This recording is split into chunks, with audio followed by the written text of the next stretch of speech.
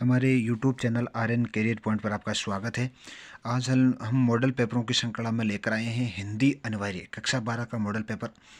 मैं जिस तरीके से आप लोगों को कहता हूं कि मॉडल पेपर आपको बहुत बेहतर तरीके से पढ़ना चाहिए और 100% अगर कोई भी बालक अगर प्रत्येक सब्जेक्ट के 5 से 6 मॉडल पेपर अगर मिल लेता है तो मेरी गारंटी के साथ मैं कहता हूं कि उनके 70 या 80% से उनका कोई भी कम है वो नहीं करने वाला है।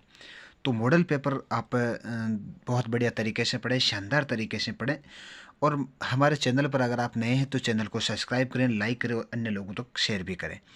मैं उनसे पहले आपके लिए एक महत्वपूर्ण इम्पोर्टेंट सूचना भी लेकर आया हूं कि आप जब भी अब आपका एग्ज़ाम है वो जस्ट ही शुरू होने वाला है, कुछ ही दिनों में शुरू होने वाला है। तो जिस तरह से आपका जिस सब्जेक्ट का एग्ज़ाम होने वाला है उस सब्जेक्ट से एक दिन पहले मैं वीडियो आप लोगों के सामने लेकर आऊँगा, जिनके माध्यम से मैं ये बताऊँगा कि प्रत्येक प्रश्न पत्र को आपको कैसे हल करना है, जिनसे कि आपकी बेहतर अपॉर्चुनिटी आप लोगों के लिए नंबरों के अंदर बने, यानी कि बेहतर संभावनाएं नंबर्स आप लोगों को लेकर आएँ जिनसे कि आपके बेहतर अंक बन सकें। अंकों का बहुत महत्व है, अंकों का बहुत महत्व है। अगर आप बेहतर अंक प्राप्त करोगे तो आपके लिए बेहतर संभावनाएं प्राप्त होगी। अब मैं चलता हूं आपके प्रश्नों के ऊपर। पहला प्रश्न है, छोटा सा खेत कविता में किसान कर्म को किस कर्म के रूप में माना है? तो ये है कवि कर्म के रूप में। जीविका विहीन लोग एक दूसरे से क्या करते हैं, कहाँ जाएं और क्या करें? अगला है, मैं सांसों के दो तार लिए फिरता हूँ पंक्ति में लोगों से क्या है, प्रेम संबंध बनाए रखना। शिरीष के फूल कैसे बने रहने के लिए मानवीय मूल्यों के रूप में स्थापित करता है? तो है कर्तव्यशील। लक्ष्मी की विधवा बेटी हुए दुर्व्यवहार की पंचायत का मूल कारण था तीतरबाज। अंधेरी रात को चुपचाप आंसू बहा रही थी पंक्ति का आशय क्या है? तो निस्तंभता दबाने की चेष्टा वो है कर रही थी। अगला है, सरकारी कार्यालयों में कौन कौन सी भाषा राजकाज की भाषा कहलाती है? तो ये जो 7वें नंबर के अंदर है दे, तो इसको राजभाषा कहते हैं। किस वाक्य में पर्वत शब्द का अभिधेयार्थ प्रकट कर रहा है? तो उसके अंदर कौन सा कर रहा है? 8वें के अंदर ए है, पर्वत पर चढ़ना सरल कार्य नहीं है। सबसे नया लेकिन तेजी से लोकप्रिय हो रहा जन संचार का कौन सा माध्यम है? तो इंटरनेट। बहुत इंपॉर्टेंट है। जन संचार माध्यम में कौन कौन से माध्यम के तत्काल सुधार नहीं किया जा सकता? तो यह मुद्रित पत्र को। तो 10वें के अंदर ए है, मोहनजोदड़ो की बसावट आज के वास्तुकार किस प्लान को कहते हैं? तो एक ग्रिड प्लान। आप भी हद करते हैं, सिल्वर बिल्डिंग के दिन 8:30 बजे घर पहुंचे, ये झिड़की किसने सुनाई? तो बड़े बेटे ने।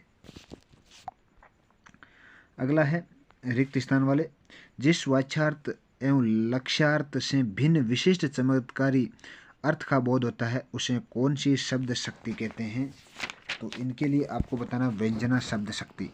जो भाषा बहुत ज़्यादा इंपॉर्टेंट है आपके लिए, यानी कि ये है बहुत ज़्यादा इंपॉर्टेंट है। जो भाषा परिष्कृत व्याकरण सम्मत सर्वजन स्वीकार्य आदर्श रूप से प्रचलित है एवं शासन स्तर पर व्यवस्थित होती है उसे कहते हैं, तो उनको हम परिनिष्ठ भाषा कहते हैं।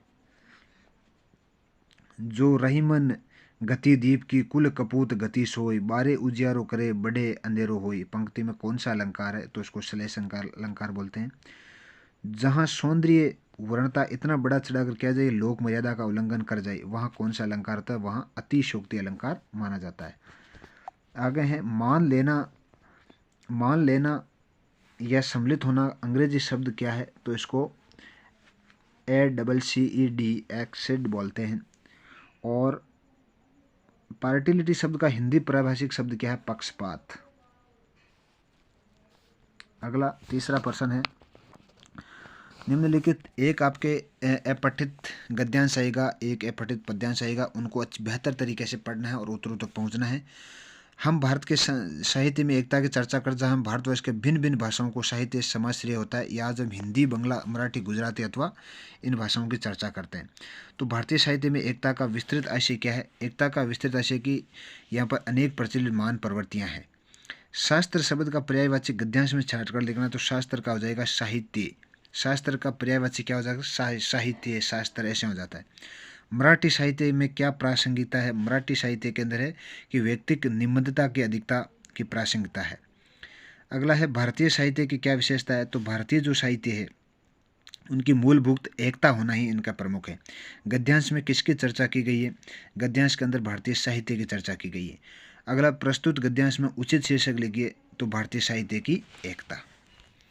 अगला है एक अपठित पद्यांश है इनको, यानी कि जग में सचर अचर जितने सारे कर्म निरत है, धुन एक ने एक को सब निश्चित व्रत है, जीवन भर आतप सह वसुधा पर छाया करता, तुच्छ पत्र की सौक्रम कैसी तत्परता है। तो ये पढ़ना है। तुच्छ पत्र को सौकार्य की तत्परता का क्या आशय है। तो यह है कि इसका जो आशय है कि धरती हमेशा सदा छाया करता रहता और स्वयं धूप गर्मी में रहकर भी कर्तव्य का पालन करता है। सूर्य सदैव कौन से क्रम में सक्रिय रहता है। तो सूर्य सदैव प्रातःकाल उदय होकर संसार को प्रकाश और उष्मा फैलाकर सबके जीवन की रक्षा करता है। सब हैं लगे क्रम में इस कवि को क्या संदेश दिया। तो इसके अंदर जो कवि ने संदेश दिया है कि कर्तव्य का पालन हमेशा करते रहना चाहिए। नंबर 4 है सब निश्चित व्रत है। इनके लिए किनके दृष्टांत दिए गए हैं। तो कवि ने इनके लिए समुद्र, वायु, बादल, सूर्य, चंद्रमा साथ ही तुच्छ पत्ते का दृष्टांत देकर कवि ने क्रम तत्परता की सुंदर व्यंजना की है। सबके निश्चित व्रत है, इसका मतलब क्या है कि इसका मतलब है कि जड़ चेतना वस्तु और अपना क्रम निश्चित है, वे अपने कर्तव्य पालन को हमेशा तत्पर रहता है। तो एक प्रस्तुत पद्यांश का उचित शीर्षक लिखना है। तो सौक्रम का महत्व है। अब मॉडल पेपर जो नंबर 4 खंड 1 के आप उत्तर देख पा रहे हो। आराम से आप पहले प्रश्नों को पढ़ना है और उसके बाद में प्रत्येक खंड के उत्तर को आपको देखना है। ये तीसरा जो अपठित गद्यांश है और ये चौथा जो अपठित पद्यांश है उनके उत्तर आपको यहाँ मिल रहे हैं। खंड ब है कि पत्रकारिता का क्या दायित्व है, ये कितने तरह के होते हैं। तो ये होते हैं कि पाठकों द्वारा दर्शकों को सूचना पहुंचाना, उन्हें जागरूक करना, ये पत्रकारिता का मुख्य लाभ है। मैं इसके उत्तर कम बता रहा हूँ, आपको इनको ज़्यादा मेरे 1-2 लाइन के माध्यम से आपको पूरा उत्तर ढूंढने का प्रयास करना ताकि आपकी मेमोरी और भी ज़्यादा बेहतर काम करें। कैमरे में बंद अपाहिज कविता की मूल संवेदना क्या है। इसकी मूल संवेदना करुणा सहानुभूति जगाने का उद्देश्य से प्रसारित मीडिया कार्यक्रमों को निहित क्रूरता और शोषण को व्यक्त किया गया है। ऐसे बाजार मानवता के लिए विडंबना है, लेखक ऐसा क्यों कहा। यानी कि लेखक जिसमें सब कुछ खरीदने में दम भरते हैं, अपनी परचेजिंग पावर बाजार के पैसे की विनाशक शक्ति देते हैं। सिंधु सभ्यता राज पोषित धर्म पोषित नहीं होकर के समाज पोषित थी, ये कथन किसका है। तो ये कथन है कि सिंधु सभ्यता के अंदर जो अवशेष मिले उसे राजमहल, मंदिर, समाधि स्थल आदि नहीं मिले, सामाजिक कलाकृतियों में उपलब्ध हुई जिनमें समाज की कला बेहुता दिखाई देती है। अगला है यशोधर बाबू को जल्दी घर लौटना पसंद नहीं था, कारण बताना है। क्योंकि जो पत्नी बच्चों के हर छोटी छोटी बातों पर पिछले कई वर्षों से मतभेद होने लगा था, इसलिए वो टाइम पर, आपने भी देखा होगा कहीं पर अगर मान लिया कि घर में पति पत्नी लड़ लेते हैं तो वहाँ उसका अनबन हो जाती है, तो वो समय पर नहीं आ पाते या घर में रुचि नहीं रखते हैं। खंड बे के ये उत्तर है। तीसरा नंबर पत्रकारिता का है। चौथा नंबर करुणा और सहानुभूति। 7वें 8वें का उत्तर आपको बेहतर तरीके से देखना है और अपने मॉडल पेपरों को अच्छी तरीके से मिलाना है। अगला है खंड से है। खंड से के अंदर है निराला जी बादली राग कविता का उद्देश्य क्या है। वर्तमान में सामाजिक परिवेश में इस रचना के प्रभाव का आकलन आपको करना है।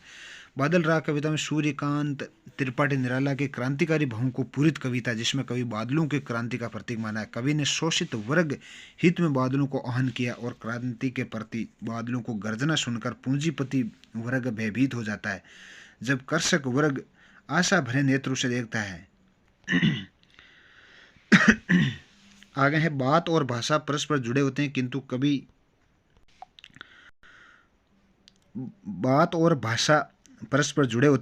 कभी कभी भाषा के चक्कर में सीधी बात टेढ़ी हो जाती है। इसका कारण है कि बात और भाषा परस्पर गहरा संबंध होता है। मानव द्वारा मन में उत्पन्न विचारों और भावों को भाषा या शब्दों के द्वारा व्यक्त किया जाता है। व्यक्ति जैसा सोचता है एवं अनुभव करता है वैसा ही उसके अनुरूप सहज में उनको कह देता है। अगला शीरीष की तुलना गांधी जी से करते हुए स्पष्ट कीजिए कि शीरीष अवधूत क्यों माना गया। गांधी जी ने शीरीष का एक समान कठिनाइयों को जीने वाला खास व्यक्तित्व कहा है। शीरीष भयंकर लू से भी सरस फूलदार बना रहता है। अनेक दुर्गुणों के बाद भी भक्ति उन्हें प्रकट नहीं होने देती। लेखिका ने दुर्गुणों की ओर ध्यान नहीं दिया। अगला है 12वां प्रश्न, ग्रामीण परिवेश में आए लोग शहरी जीवन में किस तरह से आकृष्ट होते हैं। सिल्वर वेल्डिंग कहानी यानी पात्र यशोधर बाबू की पत्नी का चरित्र के आधार पर आपको लिखना है। बहुत प्रश्न है, बढ़िया है। जूझ आत्म कथात्मक अंश में युवक आनंद की झूझारू अर्थात संघर्षशील चित्रित किया गया सिद्ध आपको करना है। पुरातत्व के किन चिन्हों के आधार पर आप ये कह सकते हैं कि सिंधु सभ्यता ताकत से शासित होने वाली अपेक्षा समझ अनुशासित होती है। जूझ आत्म कथात्मक अंश की मूल संवेदना आपको लिखनी है। भारत के किसानों की दुर्अवस्था विषय पर फीचर लिखना है। घटते संयुक्त परिवार बढ़ते खतरे पर एक आपको आलेख भी तैयार करना है। कवि कुंवर नारायण एवं धर्मवीर भारती का व्यक्तित्व एवं कर्तृत्व दोनों में से एक का आपको लिखना है। ये खंड 6 के उत्तर है। बादल राख वाला। गांधी जी के शीर्ष फूल पर उन्होंने क्या कहा है, 11वें प्रश्न का उत्तर है। और यशोधर बाबू का भी आपको जूझ कहानी के आधार पर आपको यहाँ पर लिखना है। मोहनजोदड़ो में क्या क्या चीज़ें मिली वो भी आपको लिखना है। और भारत के किसानों की दुर्व्यवस्था क्या है ये भी आपको बेहतर तरीके से, और घटते परिवार और संयुक्त बढ़ते परिवार के अंदर भी आपको ये चीज़ें लिखनी है। धर्मवीर भारती का जन्म इलाहाबाद के नगर 1986 में हुआ था और वहाँ उच्च शिक्षा प्राप्त कर स्वावलंबी बन गए। इनकी प्रमुख रचनाएं हैं। खंड दे है कि पद्यांश के प्रसंग वाक्य की जन्म से ही अपने साथ लाते कपास पड़ती हुई घूमती हुई आती है। बेचैन पैरों के पास जब दौड़ते हैं, बेसुध छतों पर नरम बनाते हुए दिशाओं के मर्दंग की तरह बजाते हैं, जब पेंग भरे हुए चले आते हैं। तो प्रसंग आपको क्या करना है, सबसे पहले प्रसंग लिखना है कि प्रसंग में काव्यांश कवि आलोक धनवा द्वारा लिखित काव्य संग्रह दुनिया रोज बनती है कविता के पतंग से लिया गया है। बच्चों का कोमल और लचीला होना और पतंग उड़ाते समय किसी बात का होश न रहना कवि का वर्णन किया गया है। इसके बाद में इसकी व्याख्या करनी है और व्याख्या के बाद में आपको विशेष 3 चीज़ें आपको हर के अंदर लिखना है, अच्छी तरीके से आपको आना चाहिए। ये गद्यांश है, गद्यांश को आप प्रसंग व्याख्या करनी है ना, तो आप कर सकते हो। यहाँ पर मान लिया कि मैं इन बातों से आज 50 से ज़्यादा वर्ष होने को आए, पर ज्यों का त्यों मन दर्ज है, कभी कभी कैसे संदर्भों में ये बात मन को कचोड़ जाती है। प्रस्तुत काव्यांश में कवि शायर फिराक और गोरखपुरी की रचना गुले नगदा